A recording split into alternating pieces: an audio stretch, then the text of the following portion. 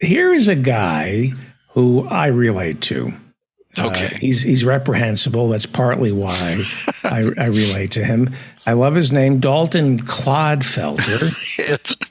This is a name you would, if you were going to write a character like this, you would call him Dalton Clodfelter. He's a white nationalist Christian fascist. If I were to fight for anybody, it would be Vladimir Putin, who is the only open nationalist standing against the globalist regime. The only one in the world really right now. Of course, the people that we commonly think of as evil, Saudi Arabia, Iran, China, right? These people, they're supporting Vladimir Putin. Now, who's really evil? What country represents Sodom and Gomorrah, really? The country that glorifies gay sex, gambling, porn addiction to drugs and alcohol? Probably that country. A country that is completely lost on God. I mean, who's really evil in America, or who is really evil in this conflict? I would say that it is the United States. I would say that the United States is the great Satan. It is the global homo, and they are pushing a global homo agenda. Yeah, we had global homos. That is, I know it is. That is. You got to give the guy credit. Yeah, I mean, I'm telling you. I could, if I were his age, I could see myself, out of options, doing this, and my father coming to visit and saying, "Okay, I get it, but where are we going with this? Like, what's the next step on the journey?" So we had Professor Juan Cole on the show referring to the theocrats. Mm-hmm.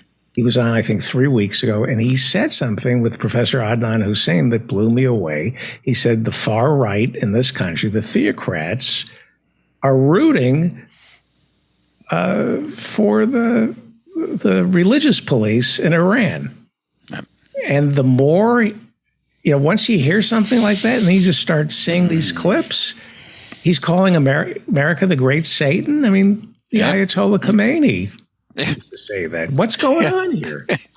What is this? Yeah, I mean, I think this guy, I saw that clip before now, and I thought people are not even going to believe this is a real clip because the guy is so crazy.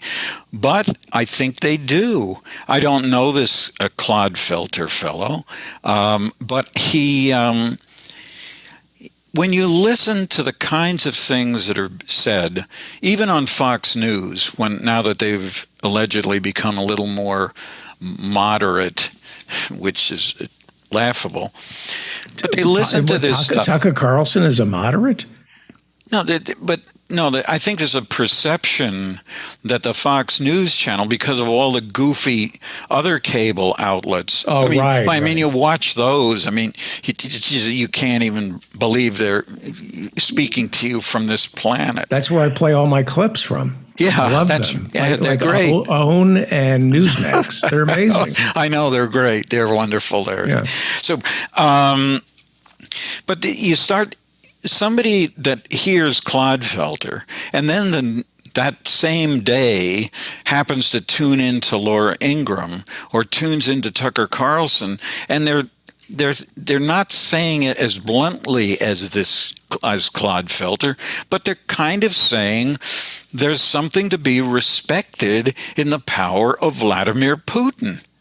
They've been saying that for months, since the war with Ukraine started.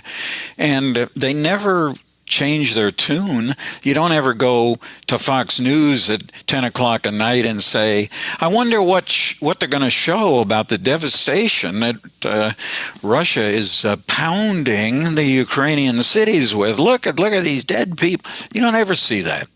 You never see it. The more clips I play of crazy right-wingers, the more I'm discovering their adulation, their idolatry when it comes to Putin. They see him. I think it was Professor Adnan Hussein who explained probably when the invasion first happened, that a lot of people see Putin as the great white Christian hope. Yeah. Yes, I think they do. And so they're actually rooting for Putin. You have this, is it Kirill, the leader of the Russian Orthodox Church, who's hey, he's as bad as Jerry Falwell. He's worse. He's worse. telling kids, go off and die. It's for a good cause. Yeah, that's exactly right. That's what he says. That's what the man says. I'm starting to think you may be right about this whole separation of church and state thing.